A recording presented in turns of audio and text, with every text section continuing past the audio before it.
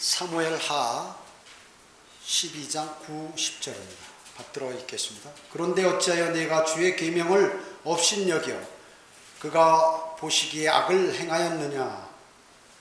내가 히딘 우리아를 칼로 죽이고 그의 아내를 빼앗아 내 아내로 삼았으며 암몬 자손의 칼에 그를 죽게 하였도다. 내가 나를 업신여기고 히딘 우리아의 아내를 빼앗아 내 아내로 삼았으니 그러므로 이제 칼이 내 집에서 결코 떠나지 아니하리라. 오늘 말씀 제목은 죄의 심판입니다. 죄의 심판. 다윗은 목동으로서 용맹으로 양을 지켰습니다. 아버지의 양을 지켰죠. 그리고 양떼에 대한 온유함으로 그 양떼를 잘 돌봤어요. 그러니까 양이 어디가 아픈지 또 무슨 문제가 있는지, 그리고 맹수들이 나타나면 자기 목숨을 걸고 그 양들을 보호하고 이런 일들을 했던 사람입니다. 그는 아주 준수한 용모를 갖고 있고 재능이 다양하고 또 시도 잘 쓰는 그러한 시인이었습니다. 매우 부드러우면서도 사랑이 많은 사람이었죠. 그에 반해서 아주 용맹스럽고 용감했고 또 적에게는 관대했습니다. 잔인하지 않고 관대했고 엄격한 정의의 시행자였었죠. 그리하여서 하나님께서는 다윗에게 많은 은혜를 베푸셨습니다. 하나님께서 다윗에게 베푼 은혜는 이루 말할 수 없이 많았다고 그는 성경 시편을 통하여 토로하고 있습니다. 그가 하프를 이렇게 연주하면 악령이 사울에게서 떠났습니다. 악령이 떠났어요. 그리고 필리스타인의 골리앗 장군이 나타나서 이제 큰 소리로 이스라엘을 무시하고 또 하나님을 무시하고 벌벌 떠는 이스라엘이 어떻게 할 줄 모를 때 그는 물매와 돌멩이 5개로 갖고 가서 첫 돌멩이를 끼워서 던져서 골리앗의 이마에 맞춰서 골리앗이 쓰러져 죽게 됩니다. 그래서 전쟁에서 승리하게 되죠. 많은 은혜를 이렇게 받았던 것입니다. 그는 사울의 아들 요나단이 그 다윗을 사랑함으로 몇 번 죽음에 처했는데 그 요나단이 거기서 이렇게 목숨을 구할 수 있도록 도와주게 되죠. 이것도 역시 하나님의 은혜입니다.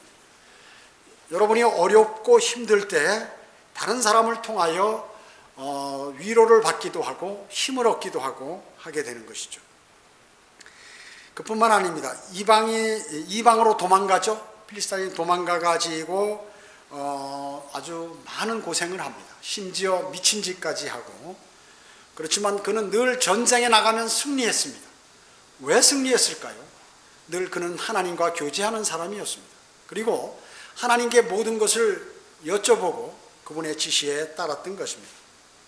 그러나 반면에 고난도 계속 있었죠. 그것은 바로 하나님의 다루심이에요.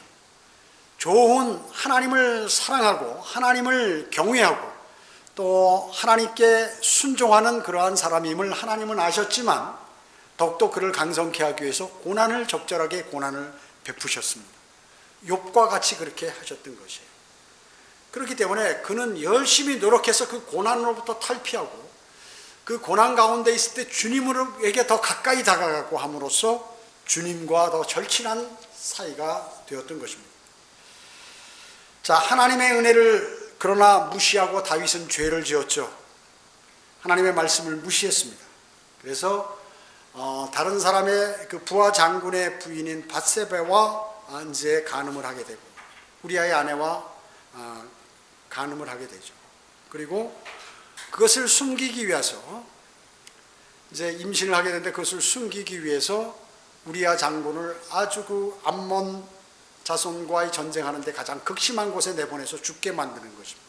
그것을 여기서는 어떻게 해요? 우리아를 칼로 죽였다고. 그러니까 다윗이 죽인 것으로 하나님께서는 말씀하고 계시는 것이죠. 실제 죽이진 않았죠. 죽을 수 있는 그러한 전쟁터에 내보내서 죽게 하는 거죠.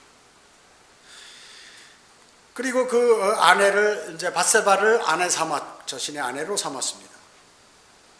이것은 마치 구원받은 자가 하나님의 은혜를 무시하고 죄를 짓는 것과 같습니다.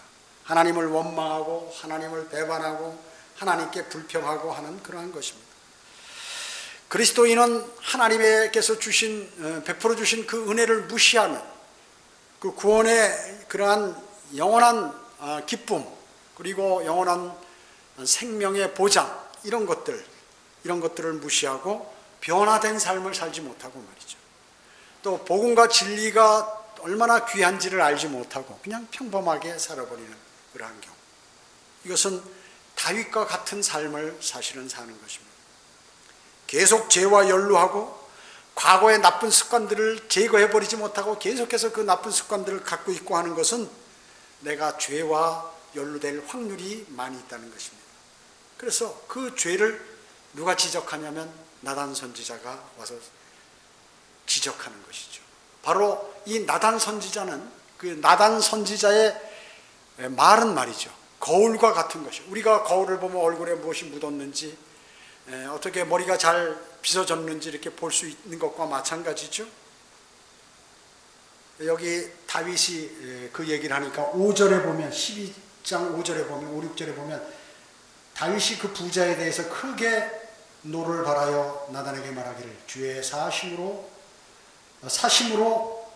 주님께서 살아계시다, 사심으로 맹세하노니 이 일을 행한 자가 반드시 죽으리라. 그가 불쌍히 여김도 없이 그 일을 행하였으니 그는 그 새끼 양을 4배로 갚아야 하리라. 가난한 사람이 양 한 마리 있는 것을 말이죠, 부자가 자기 친구가 왔다고 그 가난한 사람 한 마리 있는, 가족과 같이 생활하던 그 양을 뺏어가지고 말이죠, 그것을 친구에게 잡아서 대접을 하니까 그 얘기를 듣고 지금 다윗이 분노하는 것이죠. 반드시 그 사람 죽어야 되고 또 4배로도 갚아야 된다, 이렇게 얘기하는 것입니다. 자, 여러분은 어떻습니까? 믿음의 선배들이나 목사의 충고들을 받아들이면 말이죠, 권면을 받아들이면 그 복을 받는 것입니다. 복이 있는 것입니다. 그것을 교만으로 인해서 거절해버리면 어떻게 되나요? 거절해버리면 지금 나단 선지자가 다윗에게 얘기했을 때 다윗은 그것을 받았죠. 만약에 다윗이 거절했으면 어떻게 될까요? 그건 뻔한 일이죠. 하나님의 사람이 죄를 지었을 때 어떻게 되나, 또 성령 충만하지 못할 때 죄를 짓게 되는 것이죠. 또 죄의 심판은 어떤 것인가? 이거 지옥을 얘기하는 거 아니죠. 구원받은 그리스도인은 절대로 지옥에 가지는 않습니다. 그러나 죄의 심판은 있는 것이죠, 그리스도인에게도. 자, 첫 번째, 같은 유형의 응징을 받게 된다는 것입니다. 죄를 지으면 같은 유형의 응징을 받게 된다. 다윗이 죄를 지은 상황, 이것은 어떤 상황이었습니까? 다윗이 지금 이 간음죄와 살인죄를 지었을 때 다윗이 어떤 상황이에요? 아주 번영했을 때예요. 하나님께서 복을 주셔가지고 모든 것이 이상 없고 국가가 안정되고 이러한 상태에 있을 때인 것입니다. 외관상으로 보면 상당한 열정이 있을 때죠. 하나님께 감사해야 되고 그렇습니다. 그 외관하고 관계없는 것입니다. 우리도 믿음이 성장했고 성경도 많이 알게 되고 또 이제 무슨 거리 설교와 구령도 할 줄 알고 이럴 때 이제 마귀가 공격할 시기라는 것이죠. 그것을 아셔야 합니다. 그것을 아셔야 되는 것이죠. 고린도전서 10장 12절에 그러므로 서 있는 줄로 생각하는 사람은 넘어지지 않도록 주의하라. 물론 이거 다른 의미도 있지만 그런 것입니다. 모든 것이 안정돼 있고 내가 믿음 생활을 잘하고 있다 할 때 그때가 더 주의해야 할 때라는 것입니다. 다윗과 같이. 오늘 본문에서 칼이 내 집에서 결코 떠나지 아니하리라 이렇게 말씀하셨어요. 왜? 우리아 장군을 다윗이 칼로 죽였기 때문에 그렇습니다.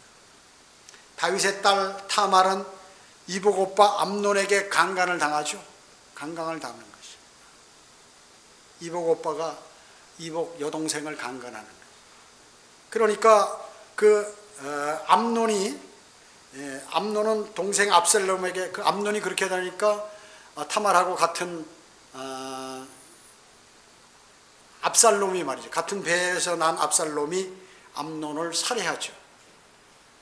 살해하는 것입니다. 타말의 누이. 자, 압살롬은 어떠했어요? 다윗에게 또 반기를 냈죠. 왕이 되었는데 왕의 자리를 자기 아버지를 왕에서 끌어내리고 자신이 왕이 되려고 하는 것입니다. 그래서 이 압살롬은 나중에 전쟁터에서 피살당하게 되는 것입니다. 다윗은 본인 입으로 4배로 갚아야 된다고 이렇게 얘기하는데 결국 아들 4명이 죽게 되는 것이에요. 첫째는 밧세바의 첫 아들, 간음에서 난 그 아들이 난 지 7일째 죽어버리죠. 하나 죽어버렸습니다. 두 번째는 압살롬이 피살당합니다. 세 번째는 암논이 압살롬에게 죽임을 당하는 것이, 형제들끼리 칼로 죽이는 것이. 또 아도니아는 어떻게 해요? 다윗의 아들 솔로몬에게 죽는 것이. 아도니아는 반역했기 때문에 결국에는 4명이 4배로 갚아야 되는데 한 사람 죽임으로 자기 아들 4명을 잃게 되는 것이죠. 참 처참한 것이죠. 처참한 것입니다. 이와 같이 자기의 믿음에서 떠나거나 반역을 하게 되면 마귀에게 이용을 당하게 되는 것이죠. 그 결과는 참혹한 것입니다. 그래서 또 그뿐만 아니에요. 주님께서는 내 집에서 너를 대적하는 악을 일으키리라. 원수가 집안에 있는 것이에요. 그 아들 압살롬이 반역을 해서 아들 때문에 궁을 뺏기고 도망가면서 울면서 산을 올라가고 말이죠. 고통당하고 이렇게 하는 것이죠. 올리브산 오르막길에 올라가는데 울면서 그의 머리를 가리고 맨발로 도망가는 거예요. 자기 아들에게 도망가는 것입니다. 갈보리 십자가에 예수 그리스도께서 고통당하면서 올라가는 것과 마찬가지죠. 백성들도, 그를 따르는 백성들도 그렇게 했던 것입니다. 그러니까 거기 시므이, 베냐민 지파의 시므이가 막 비웃는 거죠. 멀리서 비웃는 것입니다. 그러니까 그 아비새 장군이 저거 죽여버릴까요? 그러니까 놔둬라. 그를 저주하도록 놔둬라. 주님께서 지금 그를 시켜서 그렇게 하는 것이기 때문에 라고 했죠. 요한일서 1장 9절에 우리가 우리의 죄들을 자백하면 그는 신실하시고 의로우셔서 우리의 죄들을 용서하시며 모든 불의에서 우리를 깨끗게 하신다고 이렇게 말씀하고 계시는 것입니다. 이것은 뭐냐면 죄를 지었을 때 바로 자백의 중요성을 지금 말씀하고 계시는 것입니다. 만약에 그리스도인이 죄를 짓고 죄를 자백하지 않는다, 기도의 응답이 없어요. 주님 만나주시지 않는 것이에요. 그 사람의 기도를 안 들어주시는 것입니다. 그래서 우리가 죄를 지으면 얼마나 심각한 것인지를 깨달아야 돼요. 지금 다윗은 말이죠, 자기가 이런 죄를 짓고도 주님께 자백 안 하는 거예요. 그러니까 하나님께서 다윗을 사랑하는데 이제 차제로 선지자 나단을 보내서 그 앞에서 한 번 더 그 죄를 얘기하도록 하는 것이. 거기서도 만약에 자백 안 한다, 그러면 어떻게 될까요? 다윗은 죽는 거예요. 하나님의 말씀대로 그대로 시행이 되는 것입니다. 상당히 엄중한 것인데 그것을 모르는 것이죠. 기도 응답이 없고 하나님의 인도함이 없어요. 그러면 그리스도인이 어떤 삶을 살까요? 황폐한 삶을 사는 것이죠. 황폐한 삶. 그 마귀가 인도하는 삶을 살 수밖에 없어요. 그러니까 실질적으로 광야에서 아무런 보호받음 없이 광야에 그냥 내던져지면 어떻게 해요? 울부짖는 사자가 와서 그냥 그대로 삼켜버리죠. 그런 상태로 돼버린다는. 그래서 그리스도인이 죄를 지으면 반드시 그 죄를 자백하는 것이 중요하다는 것입니다. 압살롬이 어땠어요? 다윗의 첩들에게, 사실 자기 어머니나 다름없는 사람들에게 그 사람들을 간음하는, 그런 사람들과 간음하는 것이 나단의 예언대로 그대로 돼버렸어요. 여기 16장 20절 22절에 다 나와 있는데 그대로 이렇게 돼버린 것입니다. 다윗은 자신의 죄를 처음부터 자백하지 않았어요. 왜 그럴까요? 교만해. 이제 하나님께서 나를 복 주셔서 또 하나님하고 나하고 친하니까 이제는 뭐 이렇게 했다 함으로 인해서 교만해졌어요, 다윗이. 그러니까 자신이 죄를 짓고도 자백을 하지 않는 것이. 그래서 이런 일이 벌어져 버리게 된 것이. 나단 선지자를 통해서 충고를 이제 깨닫고 회개를 하게 되죠. 회개를 하게 됩니다. 기도 응답이 안 되는 것, 이것은 바로 죄와 내가 연루되었기 때문에 그럴 가능성이 크다는 것입니다. 자백하지 않았기 때문에. 두 번째로 해당 죄의 결과에 대한 징계. 그리스도인이 버려야 할 것이 있다고 그랬죠. 가지고 있으면 그것이 죄로 변하기 때문에 그래요. 무엇이죠? 욕심. 무슨 욕심이 있는 거예요. 뭘 갖고 싶어 하고 말이죠. 거기. 그러면 욕심이 있으면 어떻게 해요? 거기에 집중하게 되죠. 그거 어떻게 내가 구할 수 없을까? 그러면 그 방향대로 모든 내 삶을 맞추는 거예요. 내가 돈을 좋아하면 돈을 어떻게 좀 많이 벌어볼 수 없을까? 그러면 돈에만 집중하다 보면 어떻게 해요? 하나님하고 소홀해지겠죠. 당연히. 그래서 또 내가 무엇을 바라는 것들이 있으면 그 바라는 것에 집중하게 되죠. 그래서 이것이 나중에 어떻게 됩니까? 죄가 되는 것이죠. 죄가 되는 것이죠. 수많은 하나님의 사람들이 하나님과 멀어졌을 때 짓는 죄들이 뭐냐면 이 욕심 때문에 그런 거예요. 그래서 나중에 감옥까지 가게 되죠, 사람이. 이 욕심 때문에. 또 뭐예요? 게으름. 게으름이 나중에 변하면 뭐가? 이게 죄가 되어버리는 것이에요. 주님하고 교제도 하기 힘들죠. 바쁘죠. 힘들죠. 여러 가지 몸에 병이 있죠. 가정생활이 어렵죠. 주변 환경이 나쁘죠. 이러면 내가 어떻게 돼요? 주님하고 교제도 소홀하고 말씀에 관한 그러한 묵상도 소홀하게 되고 하다 보면 이게 나중에 죄로 변해버린다고 얘기죠. 또 고집. 아니야, 내 생각대로 할 거야. 아니야, 내 판단에 이래. 해가지고 끝까지 밀고 나가는 것. 이것이 나중에 어떻게 해요? 죄로 변하겠죠. 다윗도 야, 이 정도 죄, 내가 직접 그를 살인하지 않았어. 이건 내가 살인한 게 아니야. 슬쩍 거기다 이렇게 보내가지고 말이죠. 암몬인들이 죽인 거지 내가 죽인 거 아니다. 한가하고 그런데 이 왕궁의 옥상에 올라가 위에 높은 데 올라가가지고 이렇게 보니까 말이죠. 그 밧세바가 보이는 것이야. 그러면 내가 그러면 안 되겠다 해야 되는데 그걸 실행에 옮긴다고 얘기죠. 아니야, 이것은 내가 그를 사랑하기 때문에 그런 거, 죄가 아니야. 이렇게 해버리는 거예요. 그게 뭐예요? 고집이에요. 그게 바로 고집이거든요. 우리가 그리스도인이 범하기 쉬운 것이 바로 이 고집입니다. 나는 믿음 생활 몇 년 되었고 나는 참 내 판단은 맞아. 이래가지고 자기 고집대로 몰고 가는 거죠. 이게 무엇이 될까요? 나중에 이게 하나님께 큰 죄가 된다고 얘기죠. 그래서 욕심과 게으름과 고집을 버려야 돼, 그리스도인은. 이거 안 버리면 충고도 안 받고 하나님의 말씀도 내 안에 안 들어오고 이렇게 되는 것이죠.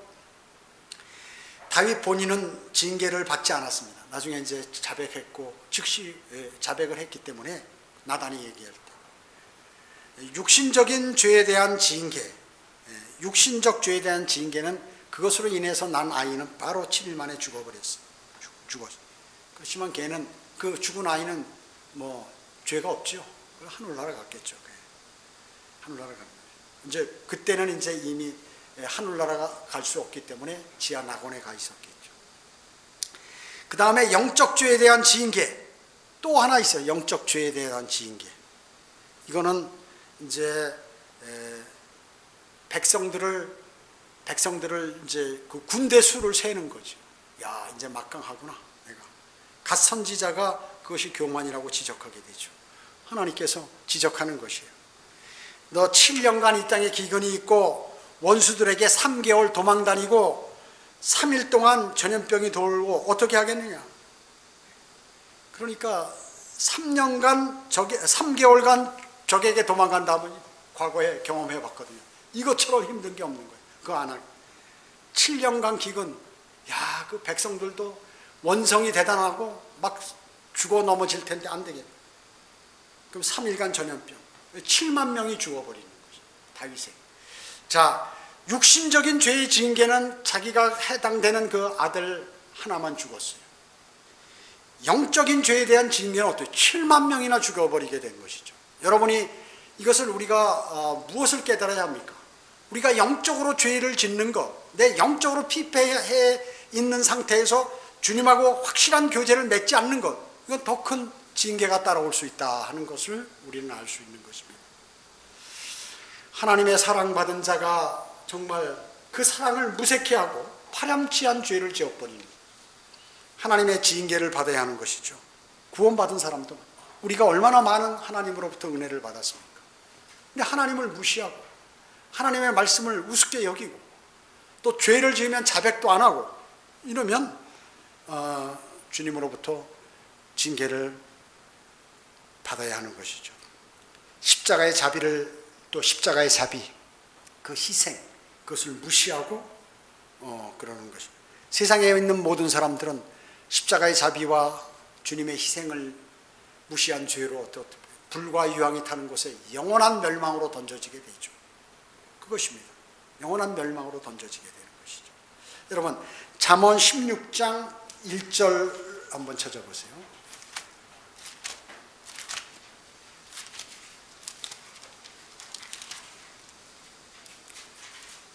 잠언 16장 1절로부터 9절입니다. 사람이 마음으로 준비하는 것과 그의 혀의 대답은 주께로부터 나느니라. 사람의 모든 행위가 자신의 눈에는 깨끗하나 주께서는 그 영들을 달아보시느니라. 자기가 생각할 때 내 행위가 깨끗하다 하는데 하나님께서는 그 영이 어떤 상태인지 이렇게 체크해 보신다, 그 얘기입니다. 너의 일들을 주께 맡기라. 그러면 너의 생각들이 바로 서리라. 주님께 맡겨요. 내가 하는 것이 아니라 주께 생각이 바로 선다. 주께서는 모든 것을 자신을 위하여 지으셨으니 정녕 악한 나를 위하여 지으신 악인까지라. 마음이 교만한 자는 누구라도 주께 가증하니 손에 손을 잡을지라도 그가 벌을 면치 못하리라. 죄악은 자비와 진리로 정결케 되나니 사람들이 주를 두려워함으로 악에서 떠나게 되느니라. 하나님을 두려워하면요, 죄로부터 멀어진다. 하나님을 두려워하지 않기 때문에 죄와 접하게 되는 것이죠. 7절에 사람의 행위가 주를 기쁘시게 하면 주께서 그 사람의 원수들까지도 그와 화목하게 하시느니라. 여러분의 모든 행위가 주님을 기쁘시게 한다면 여러분의 원수까지도 여러분과 화목하게 하실 수 있는 분이라 하는 것입니다. 그리고 원수가 대답할 수 없게 잠잠하게 만드시는 것이 8절에 의와 함께 하는 적은 소득이 의가 없는 큰 소득보다 나으니라. 사람의 마음이 자기의 길을 계획하나 주께서는 그 걸음들을 인도하시리라. 사람들이 아무리 내 계획대로 되는 것이 아니라 그 걸음들을 인도하시는 것은 주님이시다 하는 것입니다. 돈 많이 벌면서 죄 짓는 것보다는 소득이 적으면서 주님과 가깝고 또 주님을 기쁘시게 하는 그 일들에 참여하는 것이 훨씬 낫다 하는 것입니다. 즉 교만한 자는 벌을 받는다 하는 것을 주님께서 말씀하고 계시는 것입니다. 다윗은 해서는 안 되는 마귀에게 하나님을 모독하는 그 구실을 주게 돼서 이 벌을 받게 된 것입니다. 세 번째, 참회 시에는 다른 방법의 회복을 주시는 것입니다. 하나님은 회복할 수 있는 기회를 주시는 것이에요. 은혜, 이것이 은혜예요. 바로 만약에 죄 졌다고 해서 바로 처벌해버리면, 벌 주면 어떻게 됩니까? 당하지 않을 사람이 없겠죠. 이와 같이 나단 선지자를 보내서 그것을 깨닫게 하시는 것이에요. 근데 거기에 순종해야 되는 것이죠. 거듭난 사람은 어떻습니까? 죄에 민감합니다. 죄에 민감하죠. 그래서 죄를 졌을 때는 이게 죄다 아는 것이에요. 그래서 즉시 자백을 하는 것이에요. 그 자백은 뭐예요? 은혜다. 하나님께서 나단 선지자를 보내신 것은 은혜이듯이 여러분이 죄를 자백할 수 있는 특권을 허락하신 것은 주님의 은혜라는 것입니다. 회개는 겸손한 사람만이 할 수 있죠. 세상 사람들도 예수 그리스도를 영접하는 사람은 겸손한 사람이에요. 그 사람이 교만한 상태에 있을 때는 절대로 주님을 영접할 수 없죠. 겸손한 상태에 있을 때 주님을 영접할 수 있는 것입니다. 사람이 겸손한 상태에 있을 때 죄를 자백할 수 있는 것이에요. 다윗과 같이 교만한 상태에 있을 때 그는 죄를 짓고도 자백하지 못하는 것이죠. 죄를 자백하는 그 모습은 가장 아름다운 모습인 것입니다. 그렇잖아요. 우리가 뉴스를 볼 때도 어떤 죄를 졌을 때, 어떤 사람은 죄를 졌을 때 엉엉 울면서 난 정말 죄를 졌습니다. 나는 어떤 죄 벌도 달게 받겠습니다 하면서 죄를 짓고도 말이죠. 거짓말하고 뻔뻔스럽게 계속 있는 사람 보면 사람들이 뻔히 알잖아요. 그거 판사도 아는 것이에요. 그 사람은 어떻게 될까요? 벌을 더 많이 봐요. 가중처벌. 잘못했다고 그러고 용서해달라고 진정으로 그런 걸 마음으로 느끼는 사람은 죄가 어때요? 경감시키죠. 죄를. 그 어떤 사람은 그래가지고 5년 법상으로 5년 살 형인데 뭐 한 2년이나 1년으로 감형이 되고 5년 살 형인데 계속해서 증거도 있고 모든 거 확실한데 끝까지 우기고 말이죠. 마음으로 이런 그 죄에 대한 그러한 양심의 그러한 두드림에 양심에 굴복하지 않는 그런 사람은 어때요? 5년형인데 당신 안 되겠다. 뻔때를 보여야지. 7년이나 8년 살아야겠다 하고 또 이렇게 가중처벌하는 것입니다. 마찬가지예요. 주님도. 그 사람들 다 어디서 배운 거예요? 주님의 말씀 속에서 다 배웠고 법을 배웠기 때문에 그런 것입니다. 고난과 어려움, 죄들 이런 것들은 간절한 기도가 필요한 것이죠. 고난을 받고 어려운데도 주님께 자백드리지 않는 것은 뭐예요? 고집이거든요. 고집. 주님께서 이런 거 해주시겠어? 아니야, 내가 어떻게 노력해서 해야지. 이렇게 하는 그 고집이거든요. 또 죄들도 마찬가지입니다. 간절히 주님께 기도드리는 것은 주님께서 그 일에 관여하실 것을 확실히 믿는 사람만이 할 수 있는 그러한 것입니다. 아담에게 아벨 대신 셋을 주셨죠. 셋을 주셨습니다. 그것이 은혜예요. 그리고 욥의 자녀들은 어떻습니까? 모두가 부활해서 훌륭한 자녀들로 부활해서 하나님께서 다시 주셨죠. 자신이 잘못된 것, 또 주님의 인도하심을 받기를 원할 때 이런 것들이 이루어지는 것입니다. 다시 회복되는 것이에요. 여러분이 누구나 죄를 지을 수 있고 누구나 하나님께 잘못할 수 있고 영적인 죄를 지을 수 있지만 이것을 자백하면 주님께서 다시 회복시켜 주신다 하는 것이죠. 시편 32편 한번 찾아볼까요? 32편 1절로 6절 한번 보겠습니다.